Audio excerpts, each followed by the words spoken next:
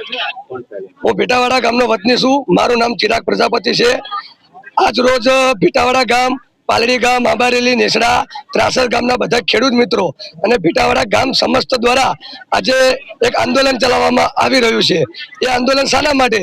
તો આખા નગરપાલિકાનું અને આજુબાજુમાં આવતી કેડિલા ફાર્માસ્યુટિકલ, કોન્કર, ગીમાટેક્સ અને આજે એક નવી ટામેટાની સિઝન કરીને કંપની સોસની કંપની બનેલી છે। એ બધી કેમિકલ યુક્ત પાણી છેલ્લા 15 વર્ષથી ભીટાવાડા ગામમાં છોડી રહ્યું છે।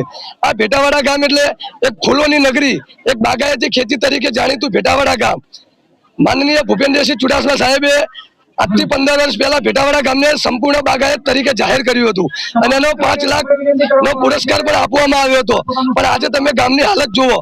આ ગામની હાલત એટલી ભયંકર છે કે આજે કોઈ ગુલાબની ખેતી થઈ રહી નથી। ગામનો તમામ ફૂલનો પાક આજે નિષ્ફળ થઈ રહ્યો છે। આ કાસની આજુબાજુમાં ભીટાવાડા ગામના તળનો બોર અને ભીટાવાડા ગામ પ્રાથમિક શાળા આવેલી છે। એ પ્રાથમિક શાળાનો બોર પણ નજીકમાં છે અને એ ગંદુ કેમિકલ યુક્ત પાણી આજે ગામના 400 થી 500 બાળકો પી રહ્યા છે।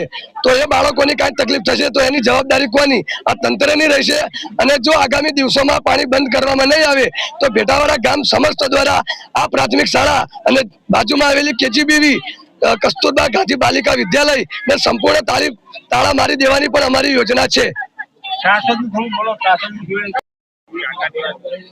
નમસ્તે, મારું નામ સંજયભાઈ ભીખાભાઈ મકવાણા, હું ભીટાવાડાનો રહેવાસી છું। અત્યારે અમારા ગામનો મુખ્ય પ્રશ્ન એ છે કે ધોળકા તરફથી જે ગંદુ ગટરનું પાણી તેમજ ધોળકા ત્રાસદ રોડ પર આવેલી જે તમામ ફેક્ટરીઓ છે એનું કેમિકલ યુક્ત પાણી છેલ્લા 15 વર્ષથી અમારા ગામમાં આવી રહ્યું છે। બરોબર, અનેક રજૂઆતો, આંદોલનો, ઉપરી અધિકારી સીએમ સુધીની અમારી રજૂઆતો હોવા છતાં આનું કોઈ સોલ્યુશન આવ્યું નથી। તમે મારી પાછળ એક પોસ્ટર જોઈ શકો છો। એની અંદર અમારા ગામમાં જે કેન્સરથી મૃત્યુ પામેલા છે એ લોકોના ફોટોગ્રાફ્સ છે। અમારા ગામમાં ભયાનક કેન્સર જેવી બીમારીઓ ઘર કરી ગઈ છે।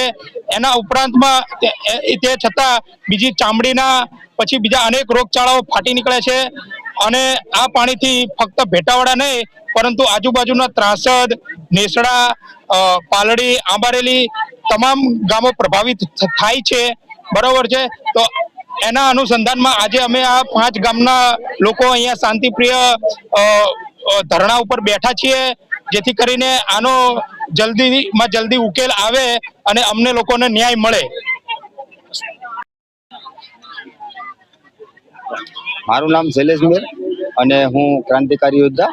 જ્યારે આ ભીટાવાડા ગામની અંદર છેલ્લા 15 વર્ષથી ધોળકા નગરપાલિકા અને જે વચ્ચે આવતી 4 થી 5 કેમિકલ વાળી કંપનીઓ દ્વારા આ દૂષિત પાણી છેલ્લા 15 વર્ષથી છોડવામાં આવી રહ્યું છે અને જેના કારણે આ ગામને ખેતીનું બહુ મોટા પાયે નુકસાન થયું છે અને અત્યારે આ ભીટાવાડા ગામના લોકો 25 થી વધારે લોકો કેન્સરથી પીડિત થઈ અને મૃત્યુ પામ્યા છે અને 50 થી વધારે હાલમાં આ ગામની અંદર કેન્સરના કેસ છે। તો આ અમારી એક જ માંગણી છે કે આ પાણી સદંતર બંધ કરવામાં આવે। જો અગર બંધ નહીં કરવામાં આવે તો અત્યારે અમારે જે આ પ્રથમ દિવસે આજે અમે જે રણસિંગ મૂક્યું છે આ ગામની અંદર આંદોલનનું, જો અત્યારે અમે ગાંધી ચિંતા માર્ગે જે આંદોલન કરી રહ્યા છે, પણ જો જરૂર પડે તો અમે ભગતસિંહના માર્ગે પણ આંદોલન કરવાની અમારી તૈયારી છે। આ જ્યાં સુધી અમને ન્યાય ના મળે ત્યાં સુધી અમારું આંદોલન ચાલુ રહેવાનું છે। 6 મહિના થાય, 12 મહિના થાય, કદાચ 2 વર્ષ થાય તો પણ અમે અમારી આ જગ્યા પર બેસવાના છીએ આંદોલન ઉપર। ગામ ભીટાવાડા, મારું નામ ઉર્વશી છે, હું ધોરણ 8માં ભણું છું। અમારા ગામમાં કેમિકલનું પાણી આવે છે, અમારી નિશાળમાં પણ આવી ગયું છે। નિશાળનો બોર જોડે છે, તેમાં પાણી કેમિકલનું આવે છે, તે કોઈ પાણી પીતું નથી, કોઈ ખાવા નથી જતું અને અમે કેમિકલના પાણીમાં ચાલીએ છીએ તો કોઈ ખંજળ આવે છે, કોઈને રોગ થાય છે।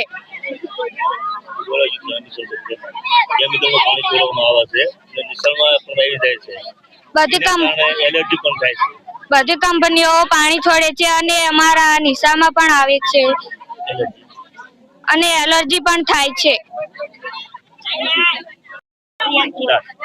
નમસ્તે, મારું નામ પ્રિયાંશી ગોસાઈ છે। ભીટાવાડા ગામમાં કેટલાય 10 દિવસ સુધી વરસાદના કારણે અને આ કંપનીઓના કેમિકલ દ્વારા પાણી છોડાય છે, તેનું પાણી 10 દિવસ સુધી ભરાઈ ગયું હતું। અમારી નિશાળના 2 રૂમો કે ઢીચણ સુધી પાણી આવી ગયું હતું અને કોઈ પરબનું પાણી કે કોઈ મધ્યાહન ભોજનનું ખાવાનું પણ નહોતું ખાતું. તો શિક્ષણ મંત્રીને વિનંતી છે કે તેઓ અમારી ભેટાવાડા ગામના મુલાકાત લેવા આવે અને મોદીને ખાસ વિનંતી છે કે તેઓ પણ પાણી બંધ કરાવવા નમ્ર વિનંતી. જય જવાન જય કિસાન.